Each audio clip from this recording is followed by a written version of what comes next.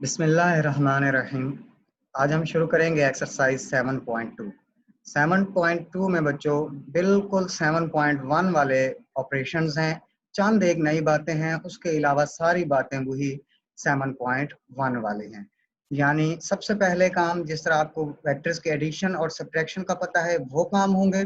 उसके अलावा magnitude find करना और यूनिट वेक्टर्स फाइंड करना। आज की क्लास में वही 7.1 वाले ही ऑपरेशंस दोबारा रिपीट होने लगे हैं 7.2 के लिए। तो डायरेक्ट एक्सरसाइज की तरफ चलते हैं। एक्सरसाइज 7.2 में आपके पास पहला सवाल जो है वो है कि let a is equal to 2 and 5 है, b is equal to -1 and 1 है और c इज इक्वल टू 2 -6 है। उसमें तीन पार्ट हैं आपके पास। सबसे जो पहला पार्ट है उसमें a b फाइंड करना है। इसी तरह दूसरा पार्ट है उसमें 2ab minus C B find करना है और तीसरा पार्ट जो है उसमें 2cb माइनस 2ca फाइंड करना है। तो मैं सबसे पहले पार्ट की तरफ आता हूँ कि ए बी फाइंड करना है। ए बी फाइंड करने का वही रूल है, वही फार्मूला है जो आपने पीछे 7.1 में पढ़ा है।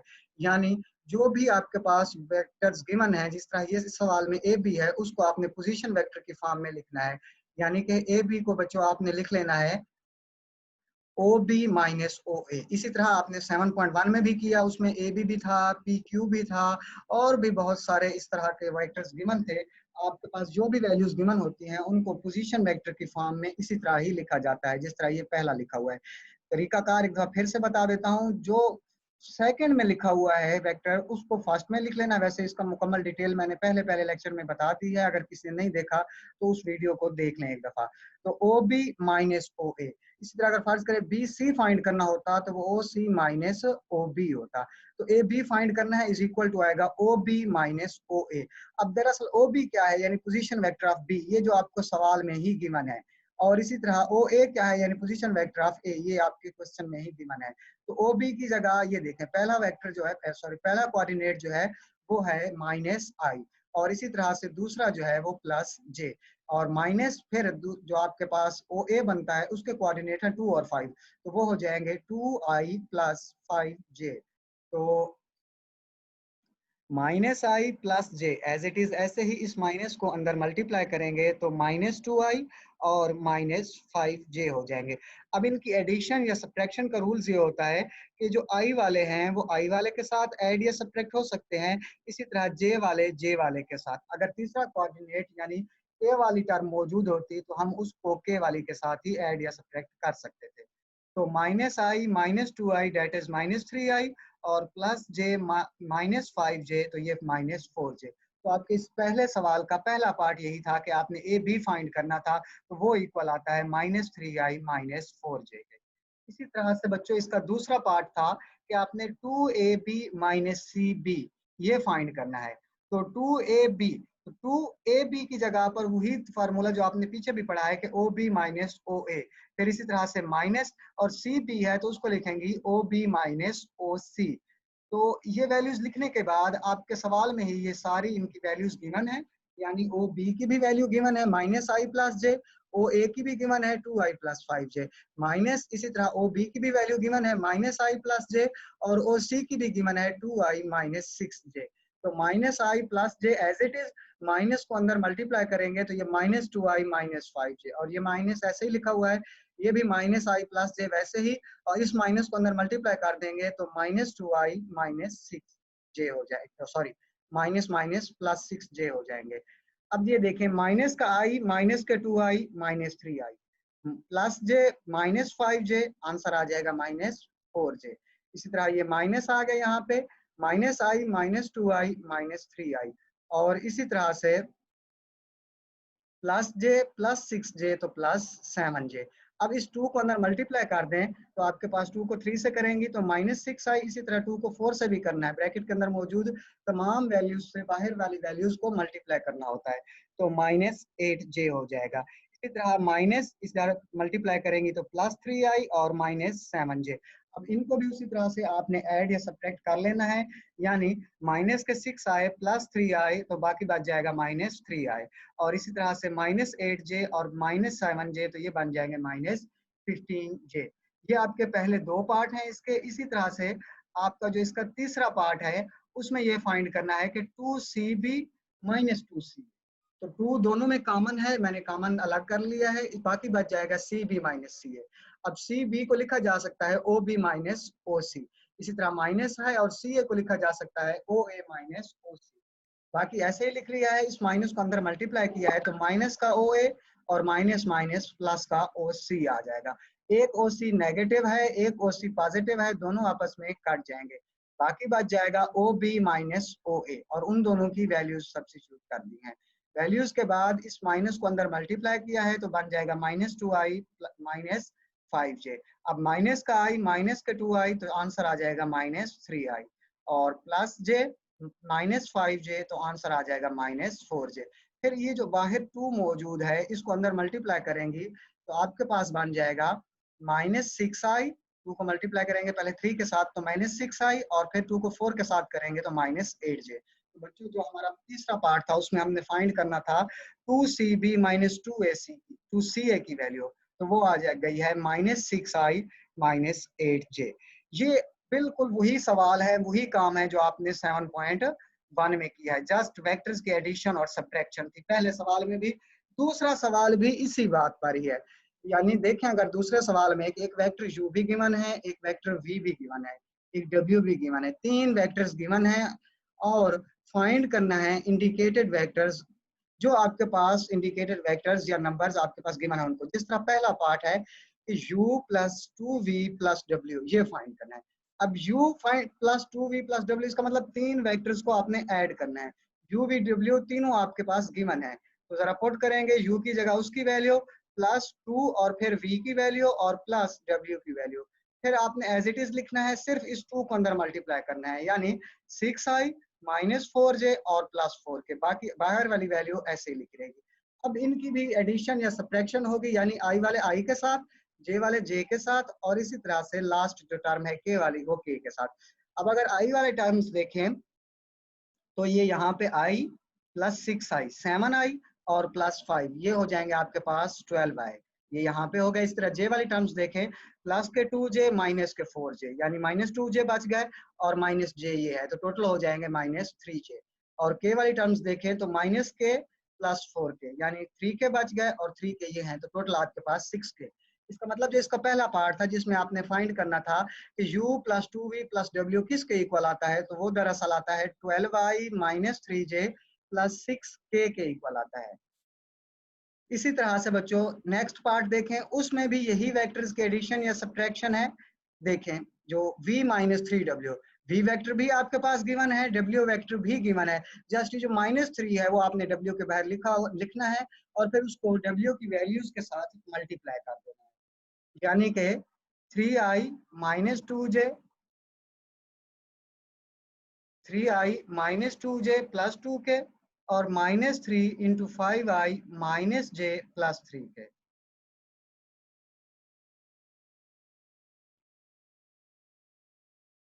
तो 3i minus 2j plus 2k minus 3 5i minus j plus 3k, इस माइनस 3 को अंदर मल्टीप्लाई करेंगी तो बनेगा माइनस 15i प्लस 3j और माइनस 9k।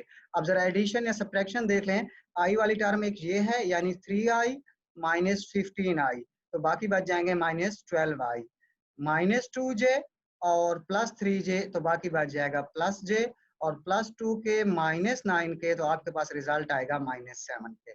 तो आपका सवाल था कि v माइनस 3w किसके इक्वल आता है, तो वो minus 12i plus j minus 7k के इक्वल आता है। इज इट क्लियर बच्चों?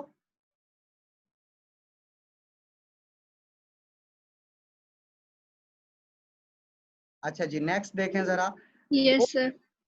वो है 3v प्लस w, लेकिन उसके बाहर ये दो वर्टिकल लाइन है, आपने पीछे पढ़ रखा है कि इन वर्टिकल लाइंस का मतलब ये है कि इनका आपने मैग्नीट्यूड फाइंड करना है। मैग्नीट्यूड मतलब यही जो आपने पीछे फार्मूला पढ़ रखा है कि जो आपके कोऑर्डिनेट्स गिवन होते हैं उनको स्क्वायर लेके फिर होल के ऊपर स्क्वायर रूट आपने लेना होता है, उनके सम का स्क्वायर लेके होल का स्क्वायर रूट करना होता है। तो मैग्नीट्यूड बाद की बात है, पहले हम इनको ऐड कर लेते हैं, यानी 3v प्लस w पहले फाइंड कर लेते हैं, उसके बाद हम उसका मैग्नीट्यूड फाइंड करेंगे। तो 3 v की जगह जो वेक्टर आपके क्वेश्चन में गिवन है वो पुट कर दिया है, प्लस w की जगह भी आपके पास क्वेश्चन में गिवन है वो पुट कर दिया है। अब इस 3 को अंदर मल्टीप्लाई करेंगी तो 9i minus 6j plus 6k, बाकी ऐसे ही plus 5i minus j plus 3k।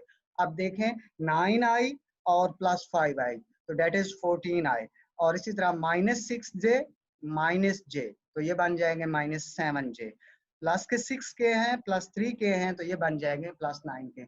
अब हमने एडिशन कर ली, वेक्टर्स ऐड हो गए दोनों आपस में 3v और w। तो हम अब मैग्नीट्यूड की तरफ चलते हैं, क्योंकि सवाल में था कि ऐड करने के बाद आपने मैग्नीट्यूड भी फाइंड करनी है। तो मैग्नीट्यूड का वही फार्मूला है, फर्स्ट कोऑर्डिनेट का स्क्वायर प्लस सेकंड कोऑर्डिनेट का स्क्वायर प्लस थर्ड कोऑर्डिनेट का स्क्वायर, यानी 14 का स्क्वायर प्लस माइनस 7 का स्क्वायर प्लस 9 का स्क्वायर। 14 का स्क्वायर होता है 196, माइनस 7 का स्क्वायर 49 और 9 का स्क्वायर 81। फिर इस सारे के ऊपर देखें स्क्वायर रूट लिखा हुआ है, ये मैग्नीट्यूड का फार्मूला है, आपने पीछे पढ़ भी रखा है। तो अब इन तमाम को एक सम करेंगे तो ये बन जाएंगे 326 और उस सारे के ऊपर स्क्वायर रूट आ जाएगा। ये आपका इसका थर्ड पार्ट था।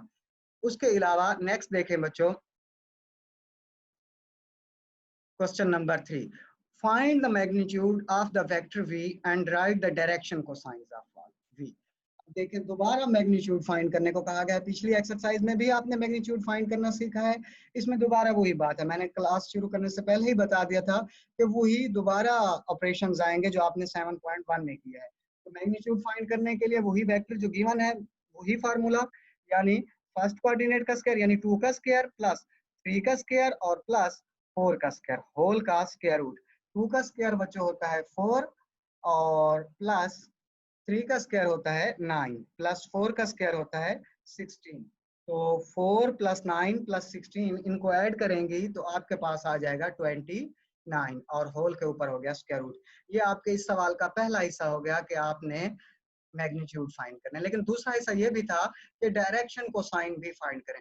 डायरेक्शन को साइन बच्चों दरअसल ही जो आपने पीछे यूनिट वेक्टर फाइंड किया है वही चीज ही फाइंड करनी है, बस उससे एक स्टेप आगे है, वो मैं आपको बता देता हूँ। ये देखें वही यूनिट वेक्टर वाला फार्मूला के v का यूनिट वेक्टर जो है वो इक्वल होता है खुद उसी वेक्टर v के, और उसको डिवाइड करते हैं v की मैग्नीट्यूड से। तो वेक्टर v ऊपर लिखा, मैग्नीट्यूड ऑलरेडी फाइंड की हुई है तो वो 29 का स्क्वायर रूट है। तो उनको हमने सेपरेट करके लिखा, यानी 2 के नीचे भी 29 का स्क्वायर रूट आई, इसी तरह 3 के नीचे और इसी तरह 4 के नीचे। अब हमने तो यूनिट वेक्टर तो नहीं फाइंड करना था, हमने फाइंड करना था डायरेक्शन कोसाइन। तो डायरेक्शन कोसाइन का बच्चों मतलब ये है तो वही जो आपने यूनिट वेक्टर फाइंड किया हुआ है उसको इस तरह आपने ब्रैकेट में लिख देना है। आई और जे अब आपने कोऑर्डिनेट नहीं लिखने, आई और जे नहीं लिखने। जब ब्रैकेट्स और दरमियान में कॉमा लगाती हैं तो इसका मतलब यही होता है कि ये आई जे के की फॉर्म में ऑलरेडी लिखा जा चुका है। अगर ये आप ब्रैकेट और कॉमा हटा देंगी तो दोबारा ये आई जे और के की फॉर्म में बन जाएगा। वही टर्म यानी 2 over square root of 29 comma 3 over square root of 29 comma और 4 ओवर 29 का स्क्वायर रूट, फिर इसको एक ब्रैकेट के अंदर बंद कर दें। ये आपके डायरेक्शन को साइन लिखने का तरीकाकार है। तो इसी का बच्चों नेक्स्ट पार्ट देखें, उसमें अब आपके पास जो वेक्टर गिवन है वो i माइनस जे माइनस के है। तो i जे और k, इसका मतलब इसके कोऑर्डिनेट में जो वैल्यू आपके पास गिवन है वो 1 1 1 ही है और कुछ लिखा हुआ है सामने नहीं नजर आ रहा। तो आपने उन्हीं 1 का ही स्क्वायर लेना है, सम करना है, आपके पास बन जाएंगे 3 का स्क्वायर रूट, ये होगी मैग्नीट्यूड। और नेक्स्ट स्टेप ये था कि अब आपने यूनिट वेक्टर की फॉर्म में लिख लेना है, वही यूनिट वेक्टर वाला फार्मूला, यानी v का वेक्टर और नीचे उसी की मैग्नीट्यूड। तो i माइनस जे माइनस के वेक्टर लिखा और नीचे स्क्वायर रूट ऑफ 3 लिखा है। अब अलग अलग कर लेंगी, अलग अलग करने के बाद आपने डायरेक्शन को साइन की फॉर्म में लिखना है। तो i जे और k नहीं लिखना है बल्कि कामा डाल देना है और एक ब्रैकेट में बंद कर देना है, तो ये आपके पास डायरेक्शन को साइन हो जाएंगे।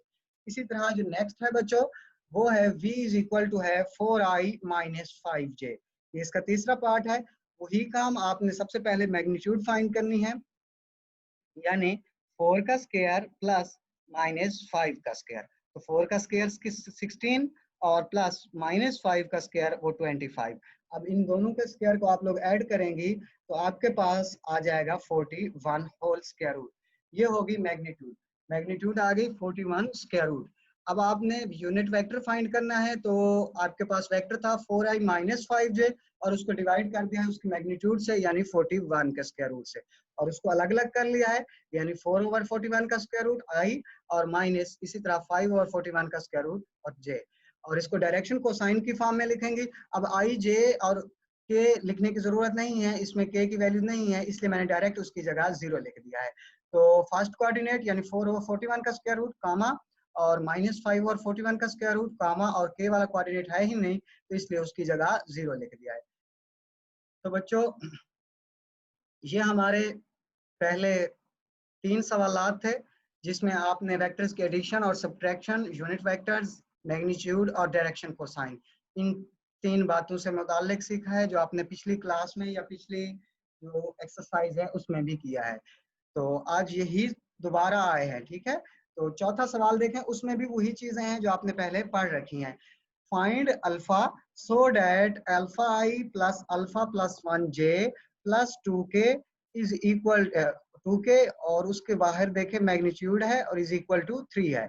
तो मैंने वही सवाल दोबारा लिखा है। अब अगर मैग्नीट्यूड है इसका मतलब यह है कि हमें उसकी मैग्नीट्यूड फाइंड करनी होगी। तो तरीकाकार क्या होता है कि फर्स्ट का स्क्वायर प्लस सेकंड का स्क्वायर प्लस थर्ड का स्क्वायर और होल के ऊपर square root is equal to, इस सवाल में 3 था तो मैंने भी लिख दिया है। अब देखें अल्फा का स्क्वायर तो अल्फा हो गया, प्लस अल्फा प्लस 1 का होल स्क्वायर मतलब a प्लस बी का होल स्क्वायर की मदद, फार्मूला की मदद से इसको खोलेंगी तो वो बनेगा alpha square plus 1 plus 2 alpha और प्लस 2 का स्क्वायर होता है 4 इज इक्वल टू 3। तो एक अल्फा स्क्वायर ये है, एक अल्फा स्क्वायर ये है, तो बन जाएंगे ये 2 अल्फा स्क्वायर प्लस 2 अल्फा और प्लस 1 ये प्लस 4 ये, तो डेट इज सम करके प्लस 5 होल का square root is equal to 3। अब हम इनको ऐड या सब्ट्रैक्ट तो नहीं कर सकते क्योंकि एक अल्फा स्क्वायर है, एक अल्फा है और एक कांस्टेंट टर्म है। तो इसी के लिए हम नेक्स्ट स्टेप ये करते हैं कि स्क्वायर रूट खत्म करते हैं। स्क्वायर रूट कब खत्म होगा बच्चों, अगर हम दोनों तरफ स्क्वायर ले लें। तो दोनों तरफ स्क्वायर लेंगे तो एक तरफ स्क्वायर स्क्वायर रूट से कट जाएगा और दूसरी तरफ उसका स्क्वायर आ जाएगा, यानी 3 का स्क्वायर 9 आ जाएगा। इधर स्क्वायर रूट कट जाएगा, बाकी टर्म नीचे वाली जो स्क्वायर रूट के अंदर थी वो एज इट इज आ जाएगी। अब ये जो टर्म है 2 alpha square plus 2 alpha plus 5 ये इधर ही लिखी रहेगी। प्लस का 9 इक्वल की दूसरी तरफ आएगा तो वो माइनस का 9 हो जाएगा। अब जरा इनको करें माइनस, तो और तो कोई हो नहीं सकते, 5 और -9 ही हो सकते हैं, तो ये आपके पास बाकी बच जाएंगे -4। तो इन में देखें तो आपके पास 2 कॉमन है, बाकी बच जाएगा 2 अल्फा स्क्वायर प्लस 2 अल्फा -4 जैसे लिखा हुआ था उसमें से 2 कॉमन। बच्चे आप लोग ये लकीरें ना मारें, ऊपर रेज करें इसे। 2 alpha square plus alpha -2 is equal to 0। तो 2 उधर जाकर डिवाइड भी हो जाएगा तो 0 पर किसी भी किस्म का फर्क नहीं आएगा, इसीलिए alpha square plus alpha -2 is equal to 0। अब आपके पास ये टर्म बन गई। नेक्स्ट स्टेप पे आपने इसको फैक्टराइज करना है, पेयर बनाने हैं, यानी कि तो अल्फा स्क्वायर प्लस अल्फा -2 है तो अल्फा स्क्वायर तो ऐसे आ जाएगा, -2 भी ऐसे ही आ जाएगा। प्लस का अल्फा था, अगर हम इन दोनों को मल्टीप्लाई करें बाहर वाली दोनों वैल्यूज को तो ये बनता है -2 अल्फा स्क्वायर। तो ये कैसे आएगा, अगर हम 2 अल्फा को माइनस अल्फा से मल्टीप्लाई कर दें तो आ जाएगा -2 अल्फा स्क्वायर, और अगर हम इन दोनों को सब्ट्रैक्ट करें तो बाकी बच जाएगा प्लस अल्फा, और बाकी ऐसे ही -2 इज इक्वल टू 0। फिर इन पहले दो कोऑर्डिनेट में से पहले दो वैल्यूज में से कॉमन लेंगी, वो अल्फा आ जाएगा, तो यहाँ बाकी बच जाएगा अल्फा प्लस 2। इधर से -1 कॉमन आ जाएगा, बाकी बच जाएगा अल्फा प्लस 2। देखें एक अगर हम कॉमन ले लें, अल्फा प्लस 2 दोनों में सेम है वो लिख लिया एक दफा, और बाकी बचेगा अल्फा -1। इन दोनों से मुराद यह है कि अल्फा प्लस 2 भी इज इक्वल टू 0 है और अल्फा -1 भी इज इक्वल टू 0 है। तो अगर हम प्लस का 2 दूसरी तरफ लेके जाएंगे तो वो माइनस का 2 हो जाएगा, इसी तरह माइनस का 1 दूसरी तरफ लेके जाएंगे तो वो प्लस का 1 हो जाएगा। तो हमारा सवाल था कि हमने अल्फा की वैल्यूज फाइंड करनी है। तो अल्फा की एक वैल्यू बच्चों -2 आई है, जबकि दूसरी अल्फा की वैल्यू दूसरी अल्फा की वैल्यू 1 आई है। बच्चों ये लाइन रेज करें जिसने ड्रॉ की है।